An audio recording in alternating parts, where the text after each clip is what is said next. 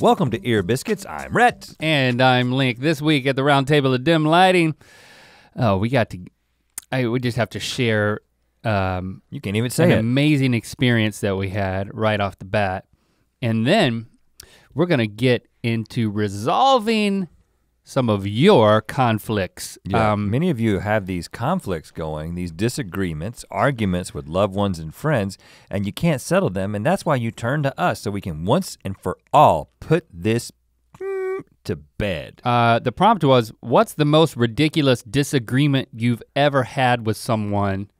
We wanna help you figure out who's right. What we really mean is, we wanna tell you who's right through the power of conversation and verbal processing and persuasion. Because you can't defend yourself, because we're just going to speak into the ether, and then you have to deal with the consequences. The inter-ether. Internet. And by the way, everything that we do here is Ethernet based, which is a cool fact. He does not know what that means. Of course, neither do I. No, we're all Ethernet all the time. If you handed me an Ethernet cable, I could say that is an Ethernet cable. Yeah. And I'll be like, well, hold on, that's a crossover cable. But if you put an Ethernet cable up against somebody's mouth and force them to breathe it, they will pass out. But they won't be able to tell you if it's an Ethernet cable or if it's just like a simple phone line. This is all true. You can't do that with smell. Let's talk about this amazing experience. You know. Do we want to relate it to? I don't like relating it back to like in this new year we've resolved, and I definitely don't want to say the word resolution. Is this, so maybe we just leave that out. Maybe we don't need the context that like we resolved to protect time to reclaim our lives? To reclaim our personal lives and even our non-work related shared experiences as friends, just to up that quality. We're umping up the quality in 2018. I literally tried to say up and that's what came out. Ump the quality. Ump the jam. Because no, I think we should talk about that because well, I kind of did, but 2017 was so crazy and so many things converged. We worked too hard. We got sick, and I think we got sick and tired. We resolved that 2018 we would set aside some time for ourselves. Well, and what happened that I'm maybe building up too much already was just validation. What happened this past Friday was validation that we made the right decision. And let me just say very quickly, those of you who follow me on Twitter, shout out to Rhett MC on Twitter. You already know what Link's gonna talk about because I already tweeted about it. But, well, I didn't know that. You tweeted or you Instagrammed it? Well, I didn't Instagram it because I didn't have my phone at the time. I tweeted about the experience. And so I didn't want you to build it up too much because those of you who got your head in the game and following me on Twitter, you already know about this. But now you can know the context.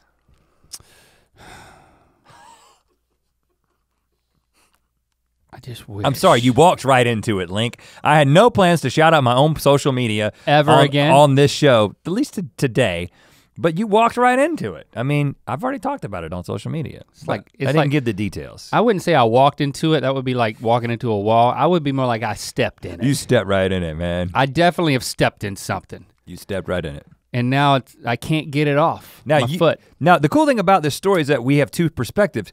So I think you should tell your perspective of it first because you didn't know what I was experiencing at the time that you saw this. Yeah, well, and just one more thing in terms of the premise of this is, well, we went surfing and 2 years ago, we pieced together a good number of months where we would go, and I think we talked about it here on Ear Biscuits, about how we would go, I'm gonna say surfing, but just between us, it was surfing. Stand-up paddle surfing. But don't tell anybody that. Yeah. Like when you repeat this story to somebody, just say surfing. Leave that part out and just say that Rhett and Link were surfing. Surfing, okay? Is much cooler. Even though the mechanics of stand-up paddleboarding does impact the nature of the story too.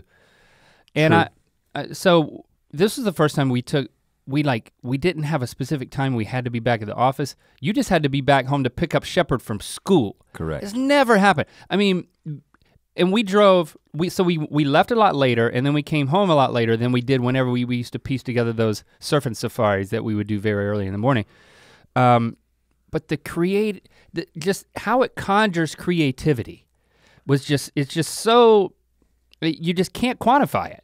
You know, when everything you're doing is associated with a deadline or a specific obligation, maybe not in the short term, but absolutely in the long term, it just squelches creativity. I mean, when every single creative thing you're doing is associated like 1-to-1 ratio with an obligation, that's trouble. That's trouble for an artiste. They call it unstructured creative time. Because you never know. That's what we needed. And there's just something about, just in general, like getting into this huge body of water. The ocean, they call it. Called the ocean, and just, it gives you this places. sense of perspective. It gives you this sense of altered life pacing. You know, without, it's not logical, but there's an association with, you feel the tides, baby. You know everything's slower, everything is beyond your control, and you're just in it. It's a very healthy place to be philosophically, psychologically. But not necessarily physically, because there's a lot of bacteria in the Pacific Ocean outside of Los Angeles. Yeah, and you can't go in the ocean right if it's rained. Sick. If it's rained that week, you should not get in that ocean. Sick. It is a sickening place because of pollution, but it's beautiful at the same time if you don't look too closely at the stuff floating in the water. So we're out there, and it had been so long since we had been, I was really shaky. I wasn't doing well at all. I was like, something must be wrong with my board. Yeah, I think it's the person on the board. And, but even then I was having just a great time. I mean, and we had been there for a few minutes, and I looked out beyond the break, and there's a dolphin. There's 2, there's 3. A pod. Oh my gosh, that's a pod of 6 dolphin swimming out there. Now, this is not the first time we've seen this, but odds are we'll see dolphin go by if you go to that particular spot of a morning, I believe. Yeah. But what will happen is they'll be going up the coastline and they'll be gone. But then a few minutes later, after taking a wave or something, I noticed that I would see 3. Nope, there's all 6 again. They're still all there. And then they're swimming around over us. the course of our entire time out there, they were just around. They were just around. And not scared at all. Like they swam under us and around us. It was I was paddling back out, and I see this, what turned out to be the perfect wave for our skill level in the perfect place for us to catch. But I couldn't catch it because I was paddling back out, but Rhett was out there. And I was like, man. And it was by far the biggest wave. And it was big too, but it wasn't so big that it was like, or break your board in half, it was like I've done before. Shoulder high, which is a big wave for us. Mm-hmm. For our skill level, like I was saying.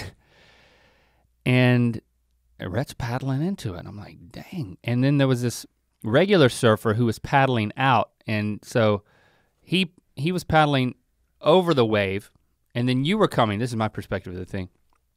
And I see you, I see my friend take the wave, and it's like, it's a good place to be, because it's like, oh yeah, he's getting it. At least one of us is getting this moment. He's in the pocket, and he's riding the wave, and it's just I had a great perspective on it. And then right after you went by, this surfer's paddling over the wave right after it. No, it must have been the wave right after it. And I saw, as he was paddling into the wave, and he goes over it, a dolphin jumped over the nose of his surfboard. And so I paddle out there, I was like, man, you got cut off by the dolphin. Just make a little dolphin talk. Little surf dog. Surf dog? Surf dog joke there. Okay. And that's what I noticed. And then the pod was there, and I was like paddling around. Literally, they were swimming underneath my board, and I actually got afraid that if I fell in, one of them might wanna try to make babies with me, because I heard that they do that. They do that. They have been known to do that, and that is not a made up thing. Dolphin rape is a real thing. And I thought somebody was joking about it when I heard about it. I was like, you shouldn't joke about that kind of thing. And the guy was like, no, I'm not joking. It's seriously a serious thing. And it is a thing that has happened where divers have been assaulted by dolphins. It has happened multiple times. You don't have to go do that Google search if you don't want to, but it is a real issue. And so you were not necessarily unfounded in your fear. Oh no, because I had heard about this. And if you've ever seen me in a wetsuit, yeah. Well, you know. Okay, but let me tell you my perspective on this, because I catch this wave that, again, I'm in the same boat that you are, that well, no, I'm a little bit. We weren't in a boat. Well, it wasn't boats. Well, we do have big surfboards, but meaning that I'm rusty. I'm back and I don't feel completely comfortable on my board. Your name is not Rusty either. And then I catch this wave and I caught it at the last minute, like turned my board around and got right in the pocket. And then as soon as I know that I've caught the wave and I'm comfortable and I'm like, I'm surfing. That's usually what I say right at that moment. I'm surfing. Hey guys. I look down and I see a dolphin surfing with me. Headed in the same direction. Surfing. He or she was in the pocket as well, just below the surface of my board, just surface of the water, just to the right of my board. Like I could have pet the dolphin with my paddle, right in line with me, just perfectly, just like, as if to say, we're surfing together. I'm also surfing. Isn't this a wonderful, beautiful thing? Hey, tall boy. And I almost fell. The first thing that happens when you see a huge, because these things are like 8 feet long, you see this big gray thing and you think maybe shark, right? But I'd seen the dolphins around so much that I didn't think that. A lot of times you'll think that. But I was just flabbergasted. But you didn't fall, you teetered a second? I teetered for a moment, but then I regained my composure, I rode the wave out. It's like. And then me and the dolphin went and got Eggs Benedict. Did you make eye contact? I made blowhole contact. Oh gosh, well that only goes one way. No, I mean my eyes made contact with the blowhole. Right. Because that was what I could see. That's still pretty amazing. It was incredible. Highlight of 2018? 2018 so far. Really, highlight of 2018. Yeah, I mean, that is awesome, man. I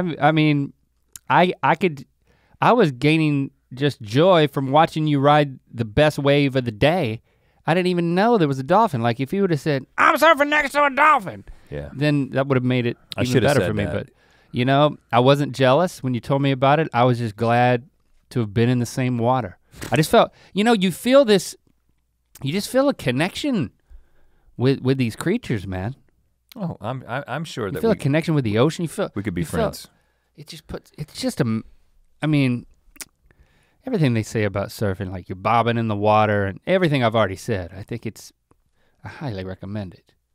Yeah, well, no, don't recommend it because then people will start doing it and then it gets more crowded and then it's not fun for us. Surfing sucks. Let's just leave it at that. Yeah, that's why there's a bunch of secret surfing spots. Yeah, surfing sucks and it's dangerous and you will die. Dolphins are known to do things that I can't speak of, and sharks, you already know about them. Mm-hmm. And there's nasty stuff in the water. And stingrays. Stay away. Stingrays will sting you, Ray. Okay, we're going to get to answering your questions, solving these disputes, but first we want to remind you that you can still buy what? The Book of Mythicality. Yeah, it's not too late to get this thing. This thing does not have a expiration date.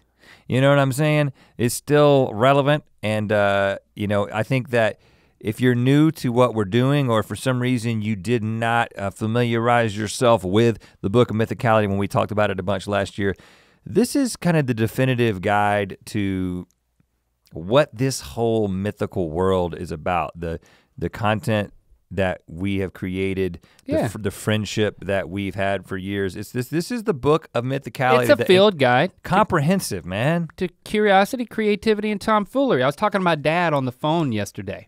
Oh, really? And he said, well, you know, I texted you about finishing your book, and I just wanted to tell you that I did finish it. And it sure was good. We should get him to write that we should do that on the back of we should re-release the book and put that on the back. Link's dad said it was good. It sure was good. And I just, I always got to get a little more mythicality in my life too. He said that. He got it. He was using the terminology. Yeah, he was loving it, man. He said he read it in 2 sittings. And I was thinking, I wonder when's the last time my dad read anything in 2 sittings. I don't consider my dad much of a reader, so I took it as a good compliment. And ironically, I just gave him an anti-compliment. Yeah, so for people Sorry, Dad, I'm sure you're an avid reader. For people who don't normally read, the Book of Mythicality. You can still read it in 2 sittings. Because as my mom said, it's looked really great. The pictures were great. Now, there's a lot of visual elements to the book, but there's also a lot of text. I mean, we tell a story. My dad read it, my mom looked at it. All right. Mission accomplished. Link's parents approve. All right, guys. We don't want you guys to be arguing. Is that what this is about? Let us help you settle these things. That was really what this was about. We want to start Cindy Murdoch. Why not? My boyfriend and I had a terrible fight, our worst, over when you should merge when 2 lanes are being merged into one. Now, there's more to this, I'll read it in a second, but just as a side note, I actually believe her when she says this was our worst fight, because sometimes the worst fights are over the most frivolous things, because the fight's not really about the thing. Cindy and her boyfriend were in the car, and they were arguing, something had built up in one or both of them, and then it just all got unleashed on when is the proper time to merge. That could be, but sometimes you feel so definitively. Their worst fight ever though? If you feel real strongly about something, it can really get out of hand real fast. So he said you drive to the front of the line and merge at the last minute. I argued that you should merge as soon as you can after seeing that the lanes are merging. I later read up on it and found that the quote experts say he was right. I'm still not convinced. I have a very, very, very, very strong opinion about this. So if you have a less strong opinion or perspective, just go for it. I think that in general, I am a wait to the last second to merge, but then there's certain places on my route into work. There's one place in particular that I've learned that you've gotta merge early and aggressively, and you can't wait late and be the jerk that I normally am. Yeah, so and I take the same route, so I know about this place you speak of. So I don't. But that's not really the question. So the question is not what both. Your preference is. I do both. The question is what's right. What's the and right the appeal thing to do? the experts. Well, it's interesting because I'll just say simply, I think that the right thing to do is to, as soon as you know where you want to be, you need to go ahead and merge, and that's really as soon as people start merging. You shouldn't wait until the end and merge, and I do the thing that I think is wrong whenever possible because I'm selfish and it's more important for me to get where I want to get. Well, you're talking else. about your personal behavior, which I completely agree with you. I'm just admitting that I don't do what I think is right. No, see, I have a very specific opinion about this, and that is that what your tendency to do, and also what Cindy's boyfriend believes is definitively correct.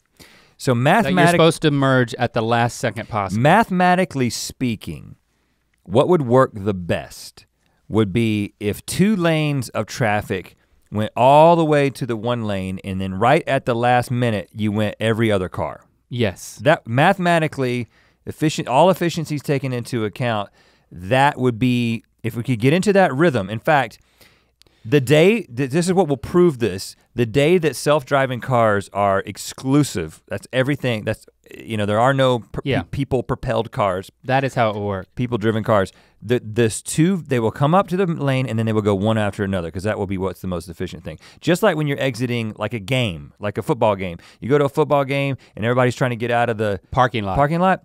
If 2 lanes of traffic come together, it's alternating. That's just the rule. But the problem is that people do not abide by this rule. So a lot of people are nervous about that moment of indecision at the very end, and they don't want to be the person who gets caught with their pants down, so to speak, at the end of the lane. It's just a personality-based thing.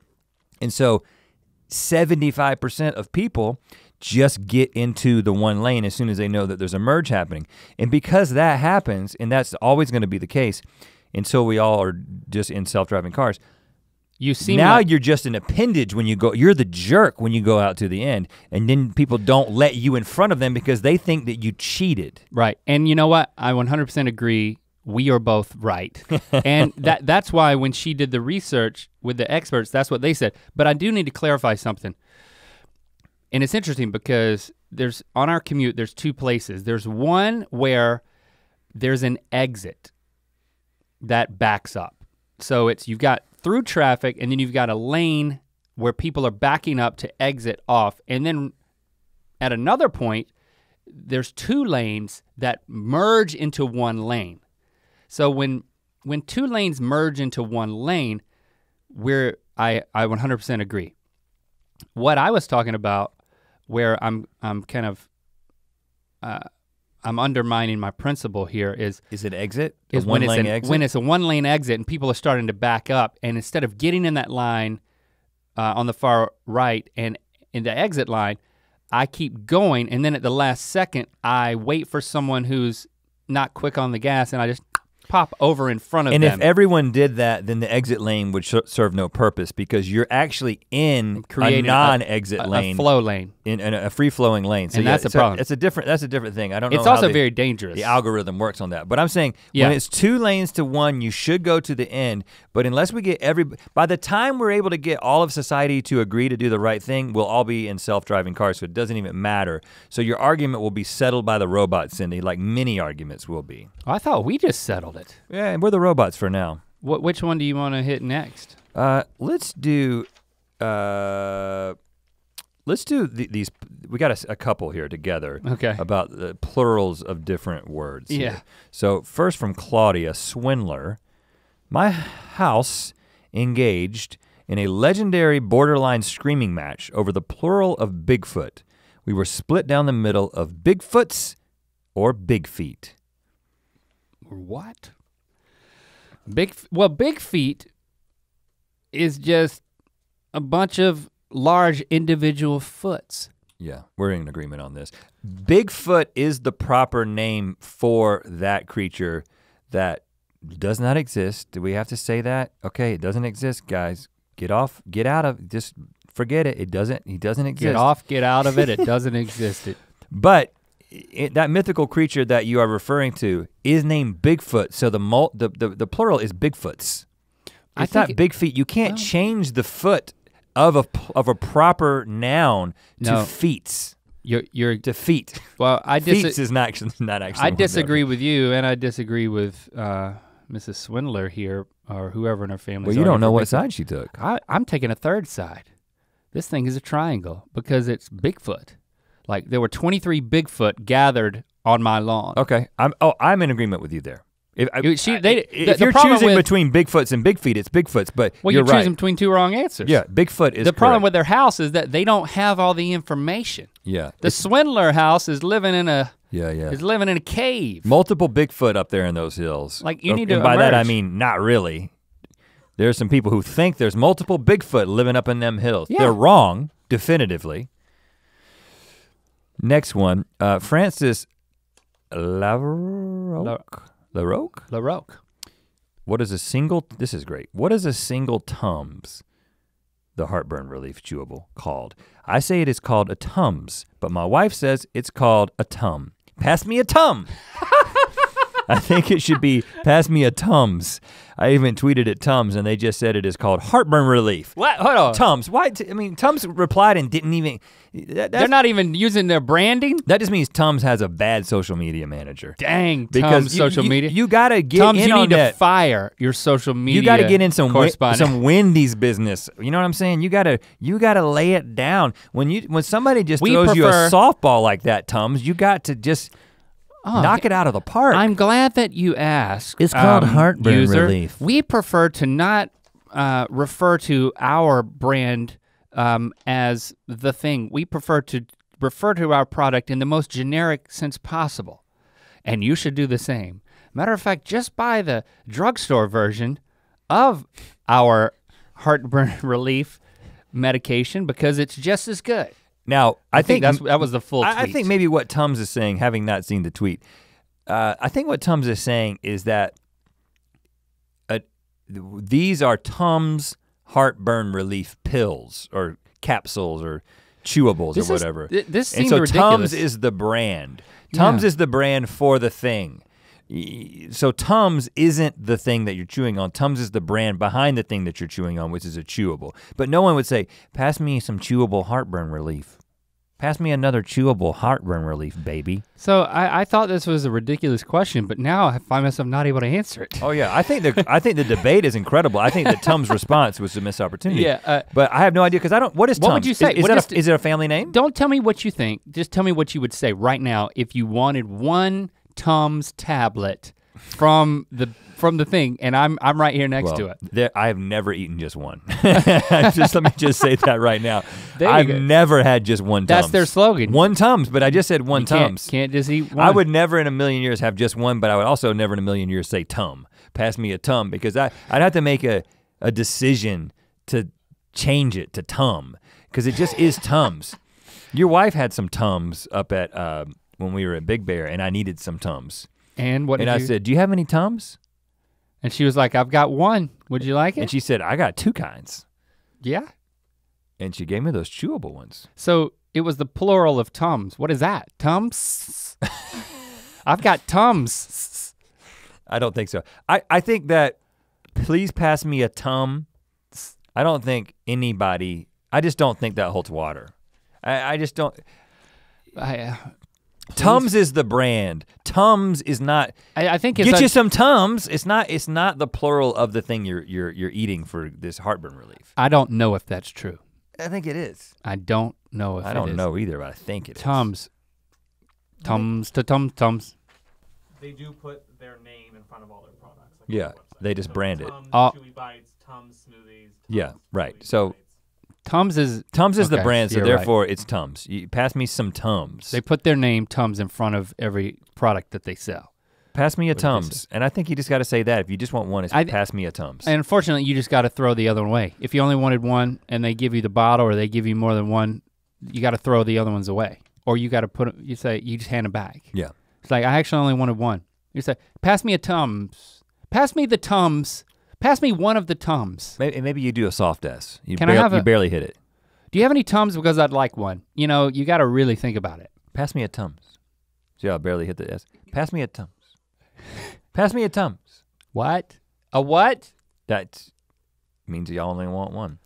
What about this phone call situation here? Loandra Smith. Hello, Rhett and Link. Love you guys. Thank you. We love you too. I think. I really don't know you. I'm sure you're lovable. You're lovable, and I do love that you responded to us. I might take all that back after I read this question though. Haven't read it yet. My friend called me from her work phone to complain about her boyfriend, and like friends do, they go about spilling the tea to each other. Her boss found out and charged her to pay the call. She called me again to let me know that she feels I have to pay half of the bill for the call she made to me because I was also part of the conversation. Please help, Rhett and Link. So she works in a corporate environment. She's calling This is her. Easy. This is easy. To pay for half of the bill. Well, you think it's easy. You're gonna say, no, she shouldn't pay for, right. But shouldn't pay for half unless at the beginning you say, would you accept 50% of the charges? But she didn't know she would be charged for it. She didn't know.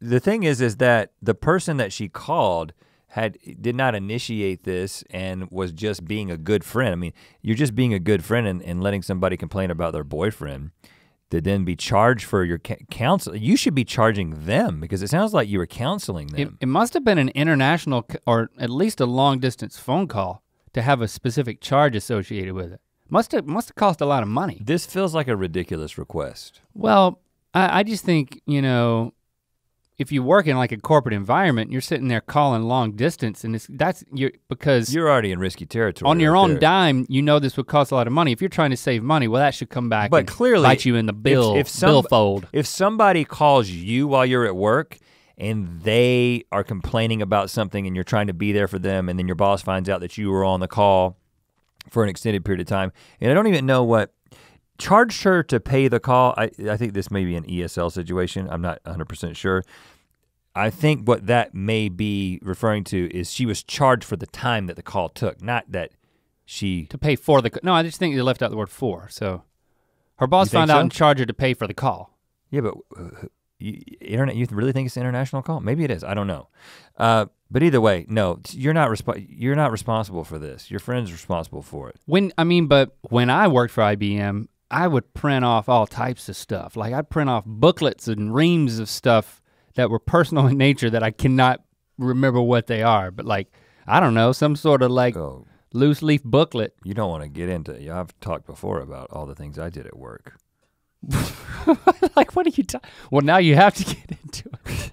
What are you saying? Meaning I didn't work. I mean, when I was working as an engineer for the last year that I was working there, we didn't have any work because of the whole like Enron thing that happened way back in the day.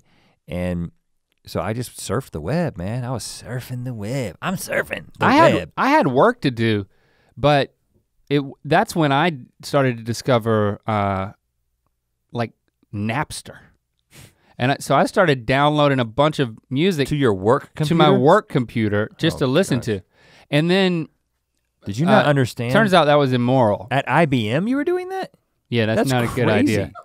And then how in the world? That was wrong. And I did figure it out. Stupid too. Well, it was right when it was happening, when people were saying you shouldn't do that. And I was like, okay, I figured out that I shouldn't be doing that. And that it was stealing, and that stealing from an artist and plus doing it, it's just a bad idea all around. Like you could have gotten into, but people got into some serious trouble for that. You could have gotten IBM into serious trouble because we actually had a situation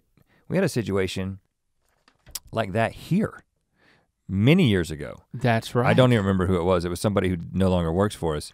Yeah, many years ago. Was like an intern or something, but they had one copyrighted music file on their computer that it had like the people know whether or not something's been illegally copied, and it was just this one file, one song on her computer, and we got this letter from our internet company that said that someone has been housing illegal music at this IP address, and we're going to disconnect your internet.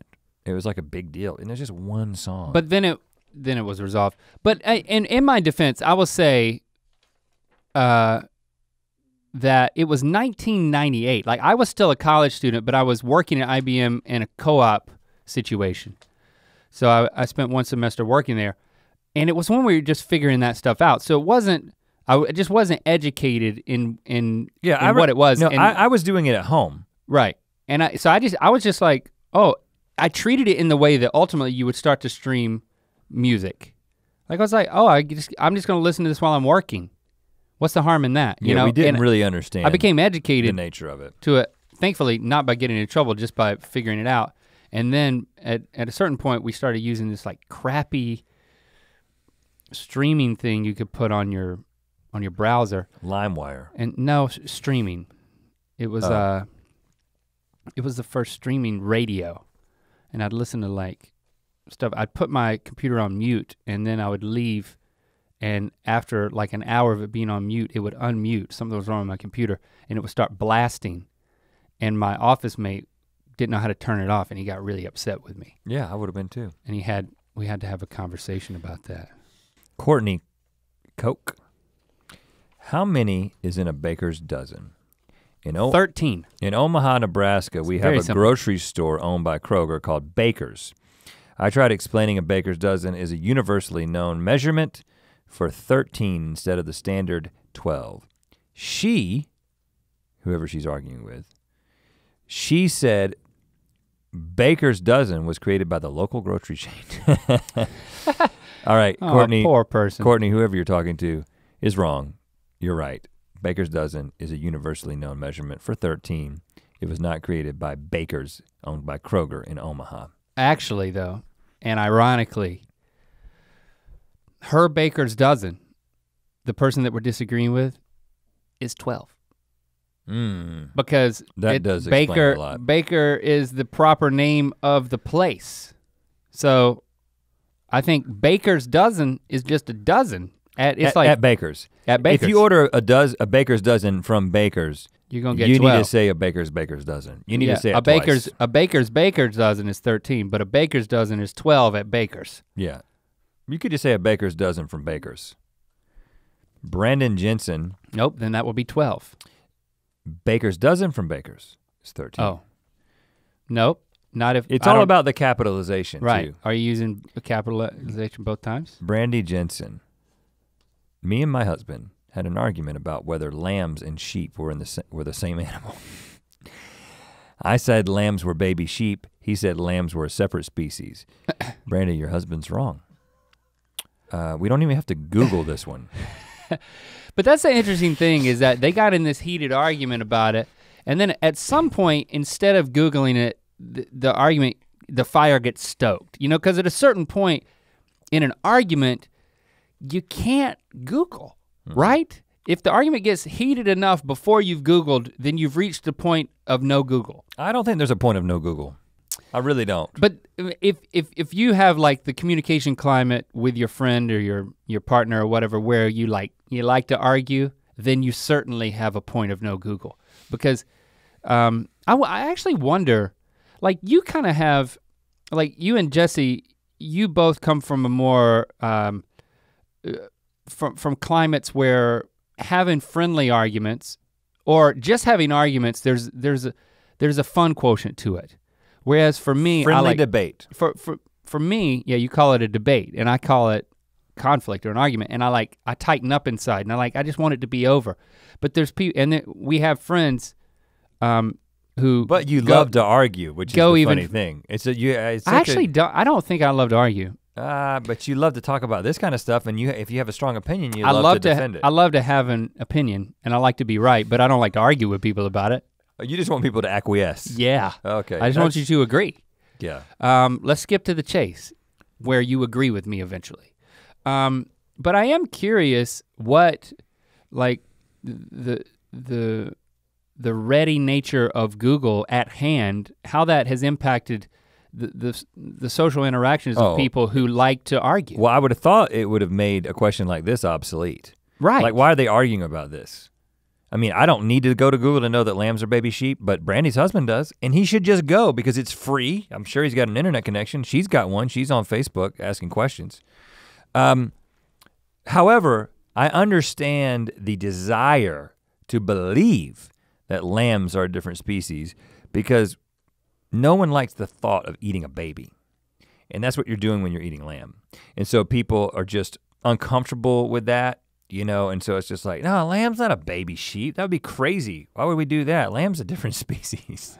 You know, I think that's where that particular misconception comes from. So don't Google that because it's gonna mess up your life. Now, you think that people who like to argue, just to close the loop on that, you think that what I'm saying is that they intentionally don't Google at points in arguments when they should Google because they would rather disagree. It's not about the answer as much as the journey. For those type of people?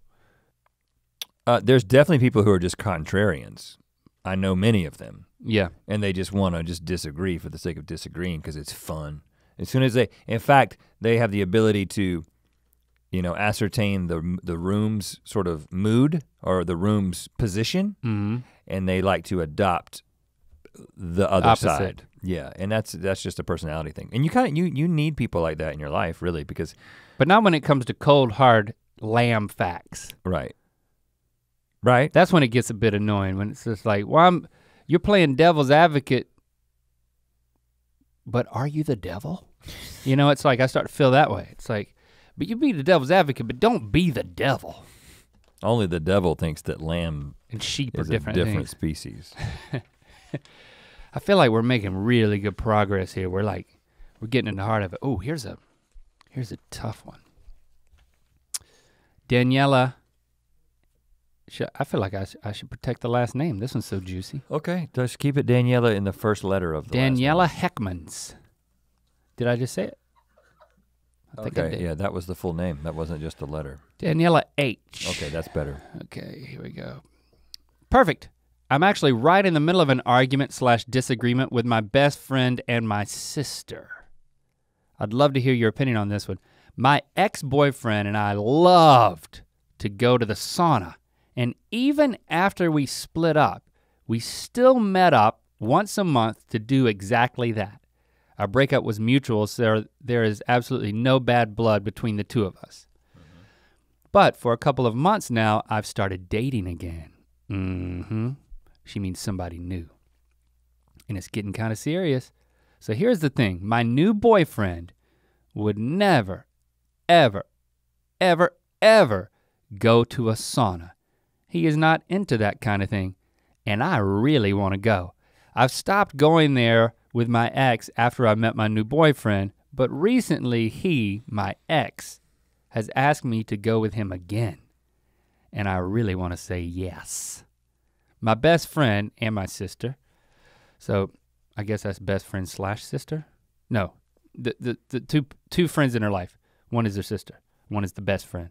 Say that this will be totally wrong and I shouldn't do that. I, on the other hand, think that it's not or should not be a big deal. The breakup was mutual. We are only friends now who share the same hobby of saunas. You're right. And if my new boyfriend doesn't want to go, then it's his problem if I go with someone else, right? Or am I wrong and this really is a big deal? You guys have been married for a long time to your wives, so you have way more experience than I do. Please help me settle this. Well, first of all, I'm gonna be very hesitant to make a generalization that, I think that you are wrong, so I'll say that to start. Okay, so to start with the hesitant generalization. But you and everyone else who does this is wrong. Now you got that out of the way. No, but the generalization, I don't wanna make the generalization that you can't have, because I feel like I know this is your opinion because we've talked about these kinds of things before, and I generally agree with you, but I also feel like don't put words in my mouth. There are exceptions to, like, I think in general it's a bad idea to have lingering connections with exes. I just think that in general that's a bad idea. But I think the thing that, but I believe there are certain relationships where the nature of that new relationship and the nature of the old relationship is that it's totally okay. So I don't like to just say that definitively. To me, it's the specifics of this situation. And I wanna hear what you have to think about it before I get into I think of the specifics, and that's what does it all for me. I would just clarify that carrying on a friendship with your ex when you're in another serious relationship, I wouldn't say, I'm actually hesitant at this point to say that it's just a blanket, it's just a bad idea. I would probably hedge a little bit and say, you're walking on thin ice. This is a dicey situation. It's just how it feels to me. Right.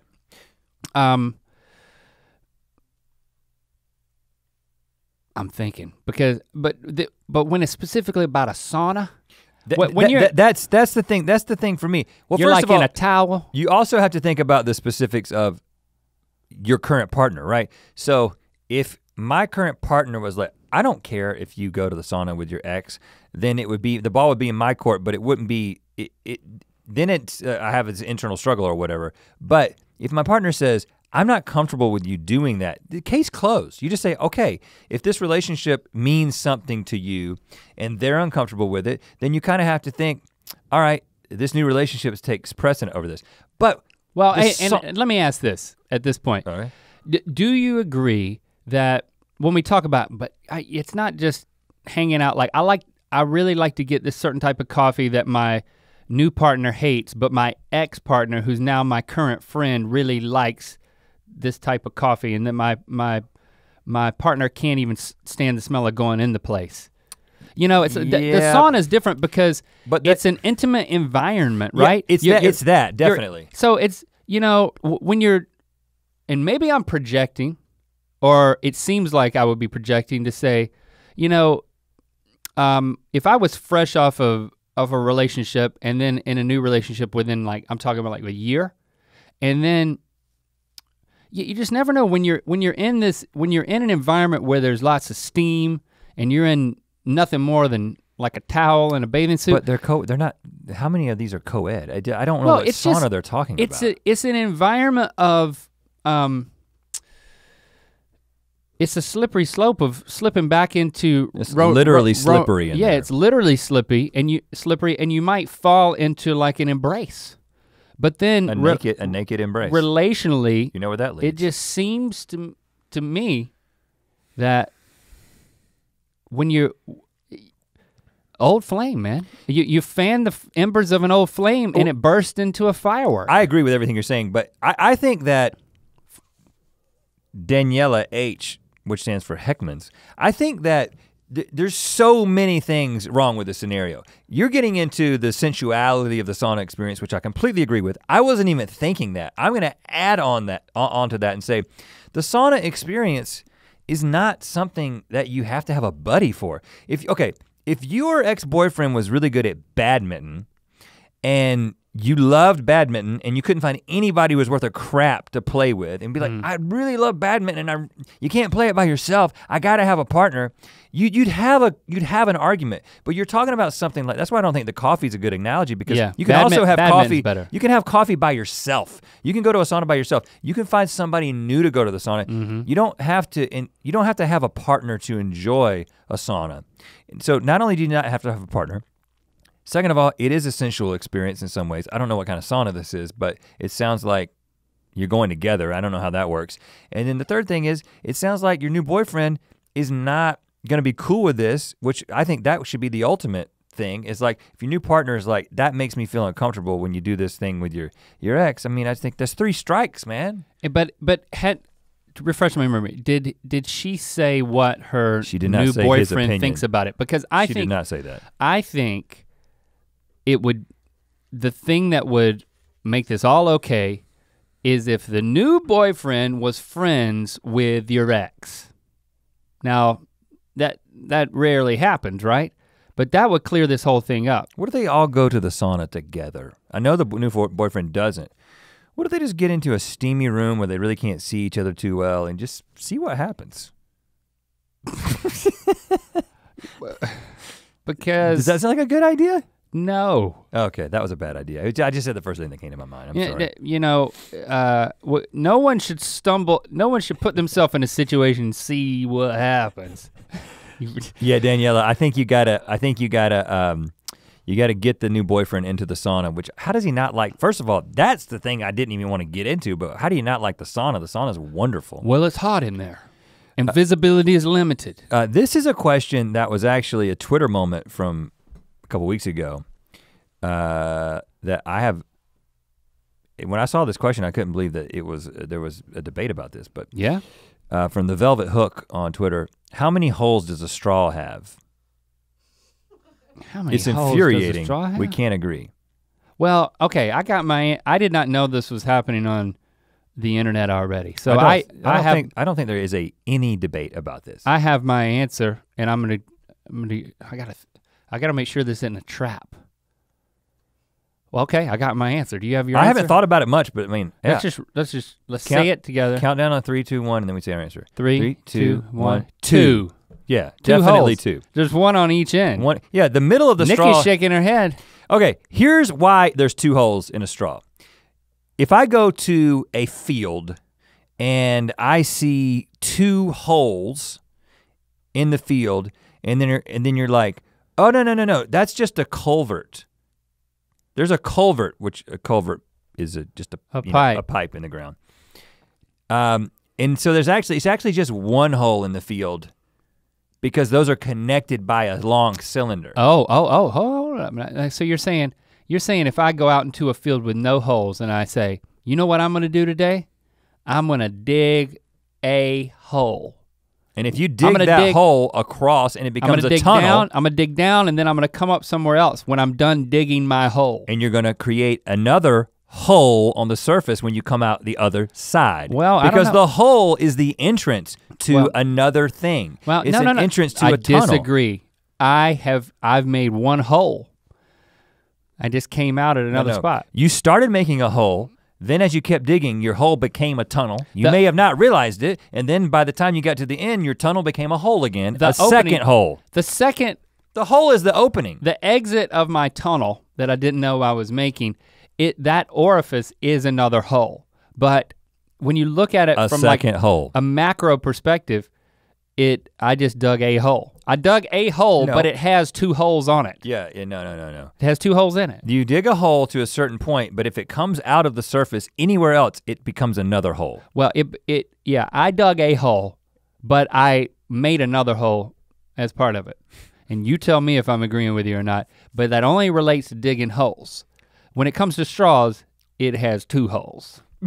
What? I'm agreeing with you. I mean, I think there's 2, I think You think that- hold on, are you switching? No, the hole is a transition from the non-wholeness to another, the inside of the hole. If I just look down the shaft of a straw, I will see 1 hole.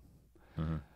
But then if I turn it sideways, I'm now aware that there are 2 holes. I mean, you know. Right, because if I take a straw and let's say I've got a sheet of paper, right?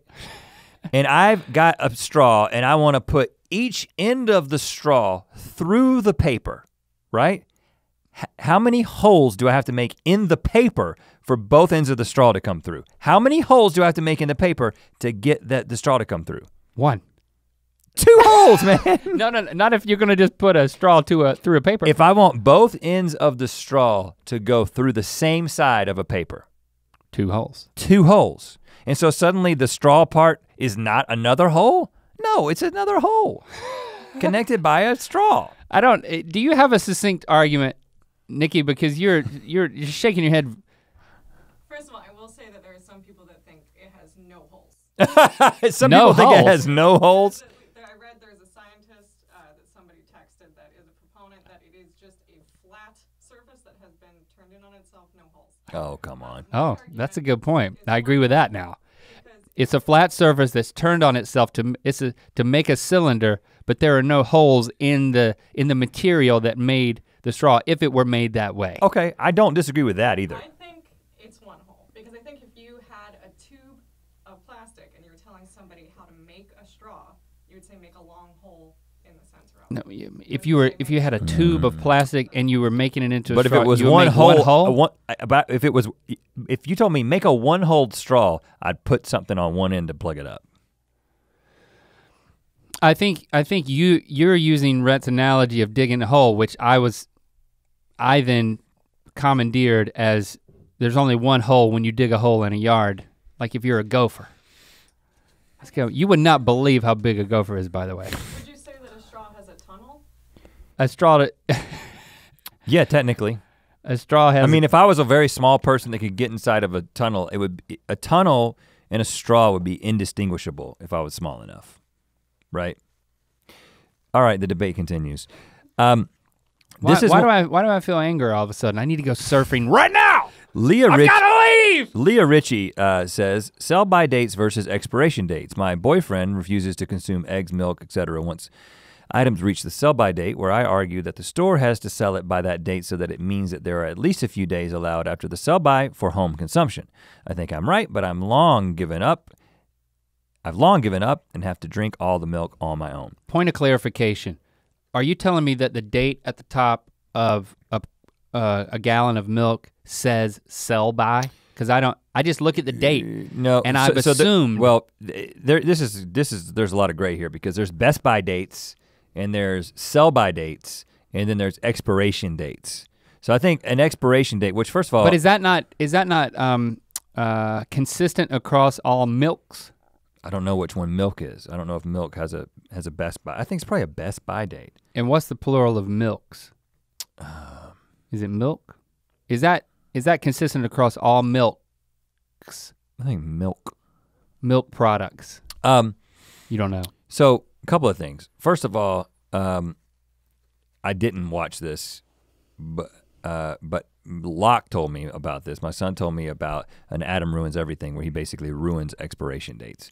And I don't know the specifics of it, but I just know that that's a good reference. But I think the gist of it is that expiration dates no one knows definitively when things go bad. There's just sort of a rough science that goes into every single thing and they have to put something on there just by law. But very interesting, this happened in my house the other day.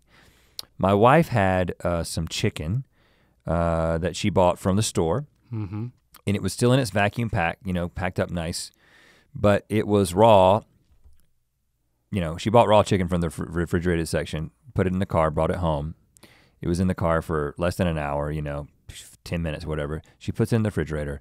She's planning on making something with it, but then our schedule got messed up and 6 days pass and this raw chicken is still in its vacuum packaging in the refrigerator. In the fridge, not the freezer. In the refrigerator, but the sell-by date on the chicken was 2 days from now. In the future. In the future, but we're 6 days into having it in the refrigerator. So she makes some food with it and she says, you think this is okay? I mean, it was in the packaging, it was in the fridge the whole time. It says the sell-by date is 2 days from now. And of course, I'm like, of course it's fine. I mean, people used to eat chicken before refrigeration. I go into all that and I'm like, this is not a problem. But then I go on the internet, I Google it, made the mistake. And basically- Can I ask why you Googled it since you were so certain? Because she said, well, that's not what the internet says. Oh, she had already Googled And so then, but she said, but I agree with you, and so I made it, and we're gonna eat it in 10 minutes. So you just had to find out what this internet information is. But because that seems if it was at the store, it would be in a refrigerator, and it could still be in that refrigerator for 2 more days, and you could still sell it. And that is what. So first of all, so how on earth can the internet? I saw so many arguments about this, and that was one point that a lot of people made. But then the experts say that in that period of time where it leaves the grocery store shelf and then gets to your house, however long that was, and she didn't remember what she was doing when she bought it and how long it was. Okay. At that point, the bacteria begins to grow exponentially, really, really fast. And then once you get to a refrigerator doesn't kill any bacteria, it just slows the growth of a bacteria. So if you've already grown bacteria to a certain place, you don't know if it stayed cold. You also don't know your refrigerator's situation. It may not hold its temperature as well as, it may not be up to the standards of the grocery store. And so all the experts online say 1 to 2 days of raw chicken in a refrigerator, and then you gotta toss it. You gotta freeze it, cook it, or toss it. And that seems so ridiculous to me. Now, I will say we ate the chicken and we all were fine. There's no redemptive quality to actually the cooking of the chicken, to redeem this whole conflict? Exactly, because that's what I said. Doesn't that kill everything? So I said, you cook this stuff in the Instant Pot, and then she sauteed it, and then she cooked it, and it was like a Indian dish, and so it was like cooked in this stew, and she was like, oh, it's thoroughly cooked. That's not a question. But then the experts also said that there are certain types of bacteria that are known to grow on chicken that develop heat-resistant spores, and it doesn't matter, even if you boil the chicken, you can still get this particular bacteria, and it's nasty. So it's very rare, but apparently cooking kills a number of things, but there are heat-resistant spores, and those are the ones that really start developing in that period where you take it off of the shelf. So essentially, the safest bet is a day or 2, and then you gotta freeze, cook, or toss it.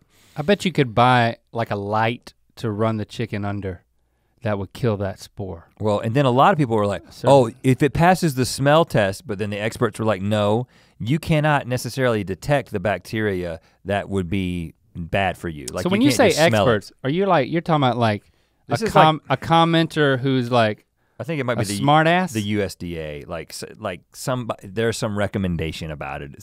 I don't know. I'm not gonna. It was like a definitive source coming from food science people. But I feel but then people engaging on some thread. No, it was like articles, and then people would engage on a thread, and they would link to that article. But then people would be like, "That's bogus. My grandmother used to leave it in there for 2 weeks," or. Anybody who hunts knows that you gotta cook, you leave the duck in the refrigerator for a week to let it age or whatever. So a duck and a chicken are not the same thing. Yeah, one's a waterfowl. Right. But that isn't even the question. So leave a chicken on the water for a week, what's gonna happen? The question is whether or not the sell-by date and the expiration date is any different. And honestly, I guess there's a difference, but I think that ultimately it's all rather bogus. And it's just rough guidelines so that people don't constantly make themselves sick. But I think with milk especially, I think milk you can do the smell test. If milk doesn't smell nasty, just drink it, man. And don't go to the forums. because Yeah. you just want to go with it. In closing, Bobby Saki Van Etten commented, my friend disagrees with me that when you feel like you're gonna throw up and you assume the position, the smell of the toilet water triggers you to throw up. We have debates on this at least once a year. So does Bobby Saki Van Eaton think that this is true? Or does the friend think this is true? Let's say that Bobby, In other words, who's wrong? let's assume that Bobby thinks that the smell of the toilet water does not trigger the vomiting, Now, which would make Bobby correct. Hold hold on. Yeah, I mean, depends on what's already in the toilet. I don't want to so quickly dismiss this because would you not agree that it is possible that there is a Pavlovian response to, can't that kind of thing happen with any sort of behavior? So if I, for many, many years, am going to the bathroom and bending over and assuming the position and then vomiting, won't something as strong as my sense of smelling exactly the same thing, in this case toilet water, couldn't that become a trigger? I mean, surely it's all tied together. I mean, it could, but I don't think that's what's happening. I mean, I think that, like when I ate that Trinidad Marugo scorpion, dink it and sink it. I'm in a place of torment. And then I got off that night when I was in pain, and you texted me and said you felt better because you had thrown up. Yeah. And then I was like, I feel absolutely horrible. I cannot go all night like this. I have to make myself throw up. Well, I went up to the bathroom and I assumed the position. And trust me, I smelled everything that was down there and I tried everything to try to get it to come up.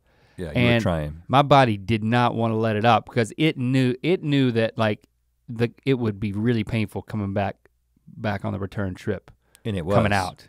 Woo! It was horrific. I could not. First time I've thrown up in years.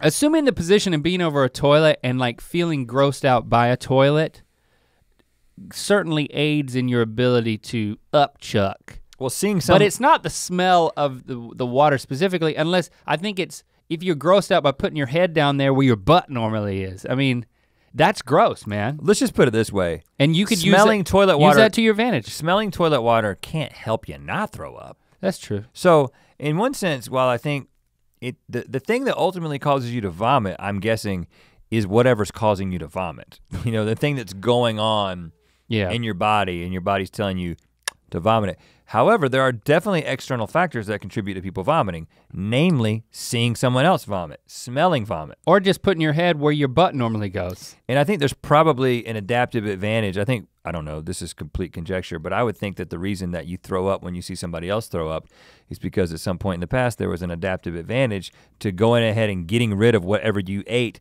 if you saw someone else throw up, because chances are you both just ate the same thing because we all lived in tribes and we were probably all eating the same thing.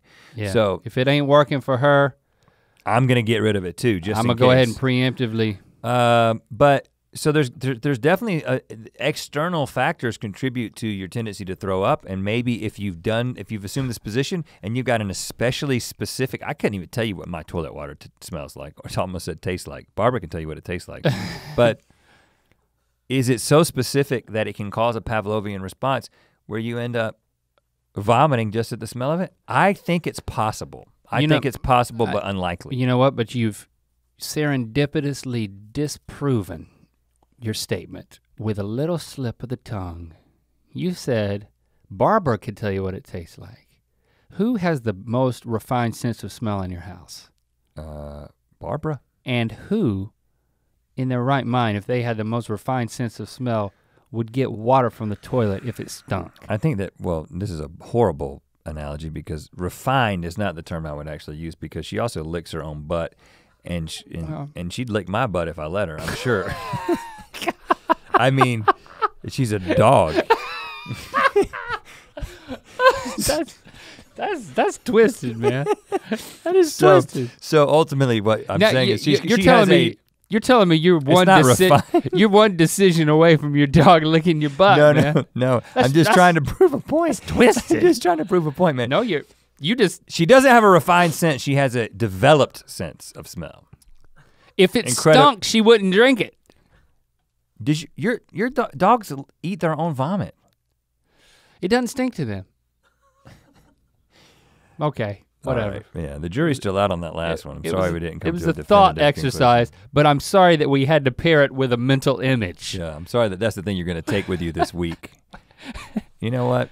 Okay, we should do that again, subject to what you guys think. Over the We should do that again, subject to what you guys think.